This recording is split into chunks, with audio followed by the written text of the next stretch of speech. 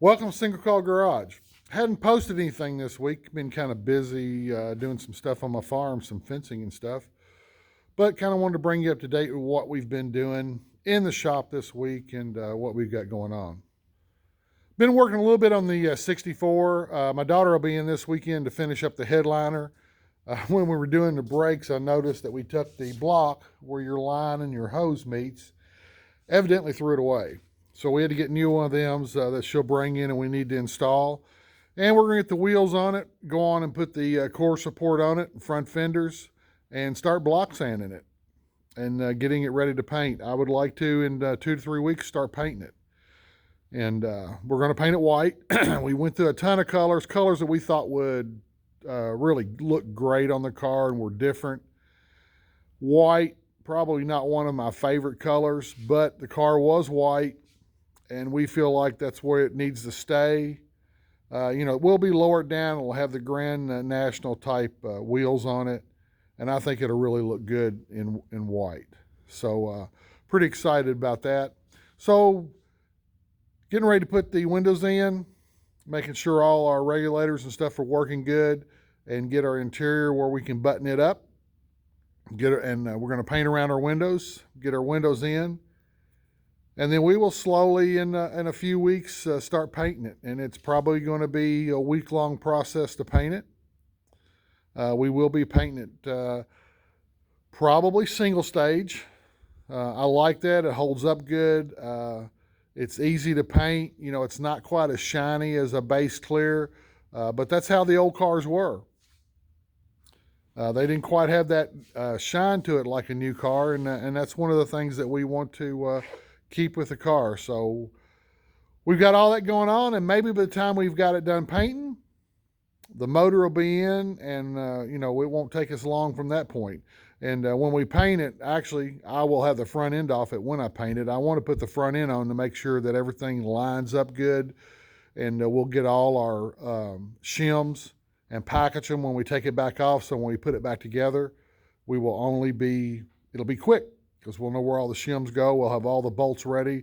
We clean up and paint the bolts also before we put them in the car. But we'll leave it off and install the engine with the front end off of it. And plus it makes it a little bit easier to paint with the front end off, and you can clean it up real good.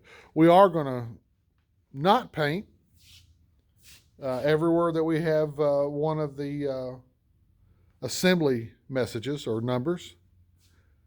And so we probably will clear over that, but we're going to leave that. You're not going to see it anyway, but we just wanted to leave it because it's there and we found it and it was in pretty good shape. So that's what we've been doing to the 64. Now I've got a 84 Camaro I've been working on, which has a weird problem. Started it the other day, wanted to get it out and clean it up and get it ready for cruising season, and it's got a spark plug broke. Don't know how that happened. I've not even been under the hood working on it, but we got to get that fixed. It's a really nice 84, original paint. I have the original wheels, but I changed it over to those Boss wheels. I think they look great on there. It's not had any major repairs on the paint. The paint is a little dull, a little bit dusty now too, but it's original paint. It does not have a great shine to it, but it looks decent. I wanted to leave it as a survivor. The interior is beautiful. The driver's seat just shows a little bit of wear, but nothing serious. And it don't even have the bottom air dam, no scrapes on it. This is a 2-owner car. I bought it off the original owner. She took excellent care of it. A couple of reasons I wanted it. I bought one in 82, and this is the color I wanted, and I couldn't get it. So I seen this on a lot about 15 years ago. A lady was there trading it in, and I stopped in. We was able to work a deal out. It's a 305 HO, which was the best engine you could get. It's also 4-wheel disc brakes, and it's also 5-speed. So one of the most desirable 84 Camaros, performance-wise, that you wouldn't want to put your hands on if you'll call an 84 Camaro performance car. Has a great suspension under it, handles great, drives good. I am going to start going through it, replacing the front end bushings, replacing the rear end bushings. Probably in about 2 years, I'm going to rebuild the engine. I'm going to have the transmission rebuilt this spring, and I'm going to make the car my daily driver. I enjoy driving it. Everything works on it, and I think that I might as well enjoy it even more. But beautiful car, one of the best 84 Camaros that you'll find on the road. There's a couple out there in museums that are better, but one that has been driven 110,000 miles and has been kept up this good, you will not find. And we've taken it on the Power Tour 3 times, and it's done well on the Power Tour. So it's just been a great car for us, and we've really enjoyed it and look forward to enjoying it a whole lot more in the future. So we got some more product in this week from Inline Tube, and it's for our 66 Buick Special. Now, this Buick Special I picked up a few years ago, came out of a basement. A gentleman had it that it was his uncle's car, and has not been driven a lot. It got in a fender bender on the driver's side. The owner attempted to fix it on their own, decided they just didn't want to, and then it's sat in a basement for years. It's a nice rust-free car, and that's why I was interested in it. Now, it originally had the nail head, but now it has a 1972 350 that came out of a GS. But it's got pretty nice interior. Door panels, dash, all that's perfect. I got to put a headliner in it, and it does have a small rip in the seat on the other side. Kind of hard to tell, but it's a two-tone blue interior. It's a crazy looking interior. And this is the other reason I wanted it. It's a Buick Special. Not a Skylark, a Buick Special. Not a GS, a Buick Special. About the lowest model you could get.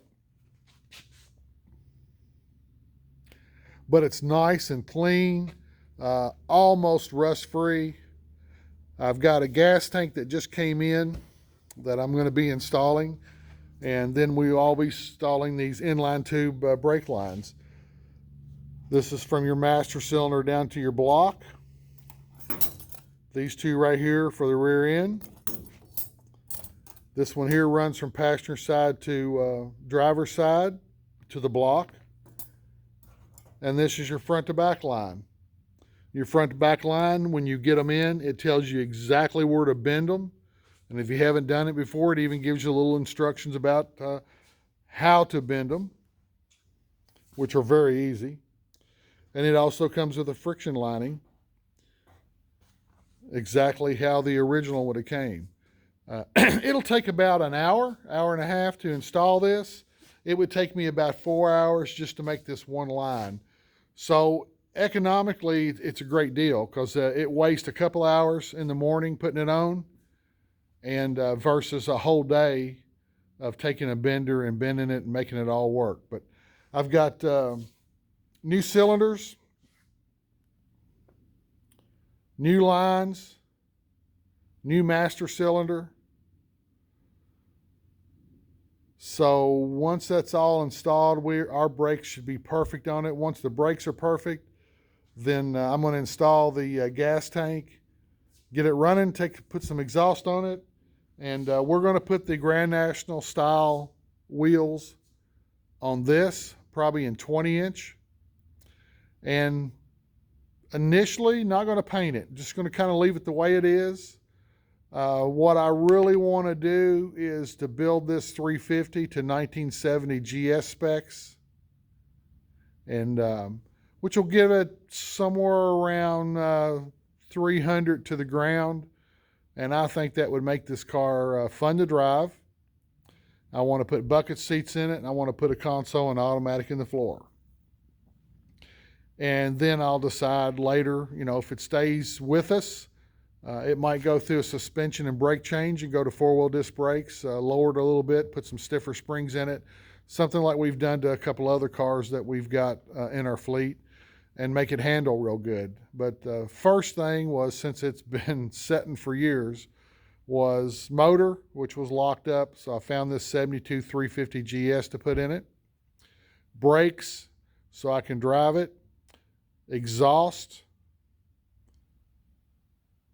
and fix our fuel situation. And wanted to get it on the road and drive it, enjoy it a little bit, and then bring it back in for updates if it sticks in the fleet and stays with updates. But super clean 66 Buick. They're hard to find that they're not have rust in the quarter panels and around the windows. And that's the reason I wanted it, because it's such a solid body. So it's a fantastic, fantastic deal that I got on it, and it's a fantastic car. Anytime you start with a good base, saves you a ton of money, just in body work alone. But you just don't have a lot of parts to replace, and makes it an easy refresh. Been working on the 68 some. Found a couple of little spots I needed to fix when we were block sanding the front fender. And I've got it off, fixing it right now. I'm getting ready to put it back on this afternoon and do some more block sanding. We're going to sand the interior and get it primered first of next week, and then get it painted. This is going to be a vent window delete door. So we've got to install all our guts in the door and get our windows working. But probably sometime around the 1st of May, we should have paint on this truck, and it on the ground, and going to its home to get its engine and transmission. But it's been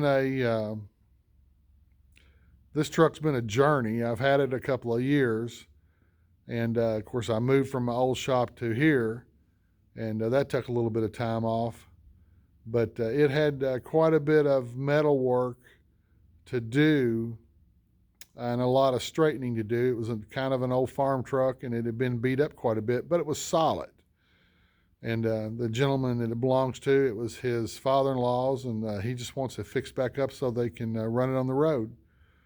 And so we're making a few changes to it, but getting it back together. It's kind of nice to see it go back together. And I've got the grill. I've got to sand it and primer it. We've got to install the hood, make sure everything lines up. And that's been the issue, and I think I've mentioned this the other day. We bought aftermarket doors, and they line up like crap. Excuse the language. And we've got it looking as good as it's going to look with those doors. But when I initially did the body work, I had the original doors on it, and I used them. And amazing, these new doors, we had to do a little modifications to get them mixed, to get it to work, because by adjusting it by the hinges, we still wasn't getting it to line up. And it's still not great. The body line is pretty wide.